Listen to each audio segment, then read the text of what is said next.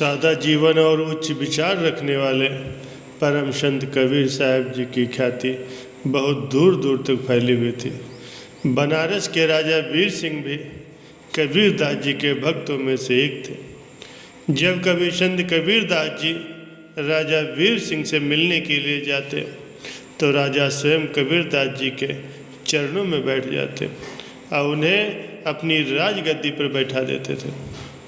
एक दिन संत कबीर दास जी ने सोचा कि राजा वीर सिंह की परीक्षा ली जाए। क्या वो सचमुच इतने बड़े भक्त हैं जितना कि उनके व्यवहार से नजर आता है, या ये एकमात्र दिखावा है। अगले दिन वो बनारस के बाजार में एक मोची और एक महिला भक्त जो कि पहले वेश्या थी उसके साथ राम नाम जपते हुए निकल पड़े और साथ ही उन्होंने अपने हाथ में 2 बोतलें पकड़ ली जिसमें रंगीन पानी भरा हुआ था, पर देखने पर वो शराब ही प्रतीत हो रही थी। संत कबीर दास जी को ऐसा करने पर उनकी निंदा करने वालों को उन पर उंगली उठाने का मौका मिल गया और शहर भर में उनका विरोध होने लगा।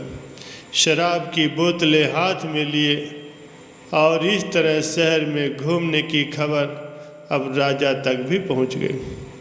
कुछ समय बाद संत कबीर दास जी उनके 2 साथी अपनी योजना के अनुसार राज दरबार पहुंच गए।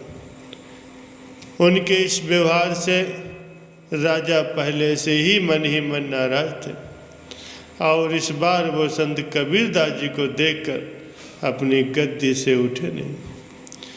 कबीर साहब जी तुरंत समझ गए कि राजा भी आम लोगों की ही तरह है। उन्होंने तुरंत दोनों बोतलें जमीन पर पटक दी। उन्हें ऐसा करते देखकर राजा ने मन ही मन सोचा, एक शराबी कभी भी इस तरह से शराब की बोतल नहीं फेंक सकता, जरूर बोतलों में कुछ और है। राजा तुरंत उठा और संत कबीर दास जी के साथ आए मोची को एक किनारे करके उससे पूछता है, ये सब क्या है? मोची बोला, अरे महाराज, आपको पता नहीं कि जगन्नाथ मंदिर में आग लगी हुई है और संत कबीर दास जी इन बोतलों के पानी से वो आग बुझा रहे हैं।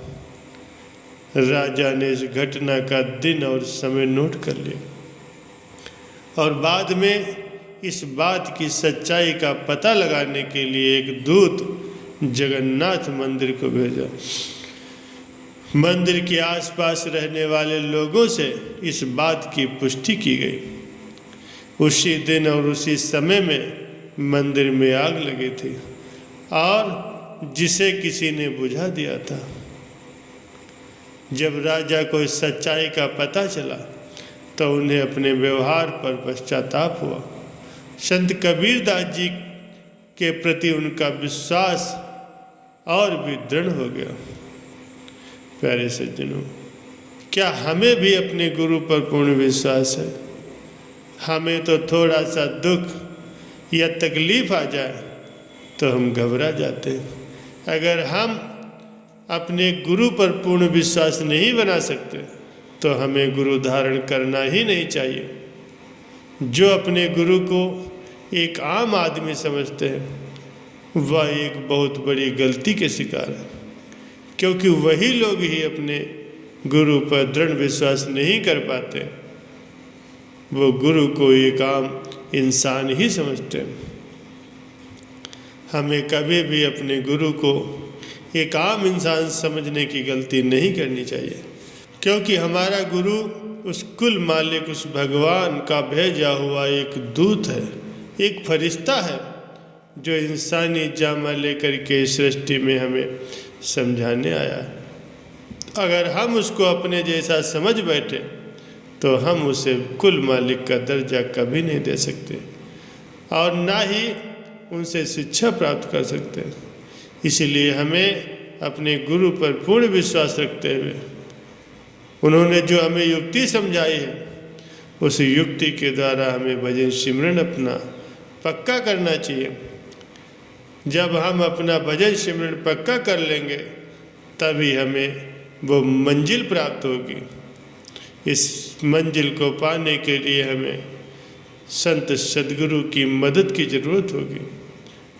हमारे गुरु ने हमें रास्ता दिखाया है, हमें उस मंजिल तक पहुंचाया है, इसलिए हमें गुरु का सदा ही शुक्रिया अदा करना चाहिए। गुरु ने हमें वो शिक्षा दी है, ये शिक्षा हमें कोई दूसरा नहीं दे सकता। वो हमें ये समझाते हैं कि हमें किस प्रकार से इस संसार को छोड़कर भजन सिमरन के द्वारा उस कुल मालिक के साथ मिल जाना है। प्यारे सज्जनों, रावलपिंडी का एक जिक्र है। एक बंगाली बाबू एक बड़े दफ्तर में नौकरी करते थे। वह बहुत ही प्रेमी और अभ्यासी थे। एक बार जब संत सद्गुरु ने उनसे पूछा, क्या तुम्हारा मन बस में आया? क्या मन अंदर शब्द के साथ जुड़ता है? तो बाबू ने कहा, जी आया तो है, लेकिन बड़ी ही मुश्किल से आया। आपने पूछा किस तरह से काबू में आया? उसने कहा, हुजूर जब मैं घर लौटता हूँ तो नहा धो कर के भजन पर बैठ जाता हूँ। जब तक अंदर से लज्जत नहीं आती, आनंद नहीं आता, तब तक मैं रोटी नहीं खाता हूँ। और नौकर से कह देता हूँ कि तू रोटी पका कर अपनी खा ले, मेरी रख कर सो जाना, मेरा इंतज़ार मत करना। कभी कभी रात के बैठे बैठे सुबह के 3 बज जाते हैं, तब कहीं जा कर के बिगड़ा मन ठहरता है। जब मन अंदर ठहर जाता है तब लज्जत आती है। उसके बाद मैं उठकर रोटी खाता हूँ, नहीं तो नहीं खाता। प्यारे सज्जनों, हमें भी अपने मन को कुछ ऐसे ही काबू में करना होगा, नहीं तो ये हमारे विनाश का कारण बन सकता है। सत्संग में फरमाया जाता है कि मन से प्रेम पूर्वक काम लेना चाहिए। अगर हम इससे जोर ज़बरदस्ती करेंगे तो ये उल्टा ही रिएक्शन करेगा।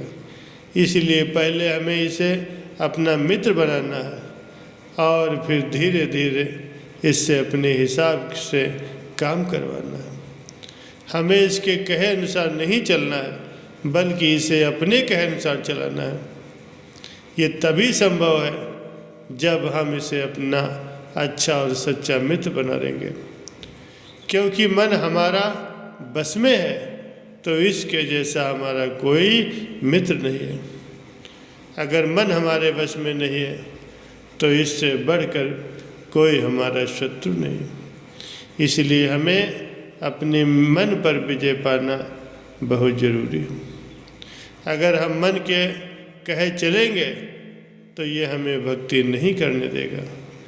सभी महात्मा यही कहते आए हैं कि अगर मन के कहे अनुसार चलोगे तो ये हमें सीधा साधा नरकों में ही भेज देगा।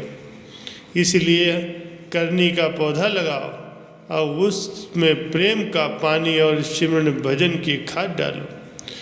उसे पूरी जिंदगी बड़ा करने में लगा दो। जब वो बड़ा हो जाएगा तो वह हमें मुक्ति देने वाला फल बन जाएगा, जिसे खाकर हमें और कुछ खाने की इच्छा नहीं रहेगी। इसलिए अपनी नज़र को बदलो तो नज़ारे अपने आप बदल जाएंगे। बस आप खुद को रास्ता दिखाओ, खुद को बदलो, आपको देखकर हजारों और बदल जाएंगे। बस जुड़ जाओ मालिक की सेवा, सिमरन और भक्ति से, फिर देखना आपके किस्मत के सितारे कैसे बदल जाते हैं।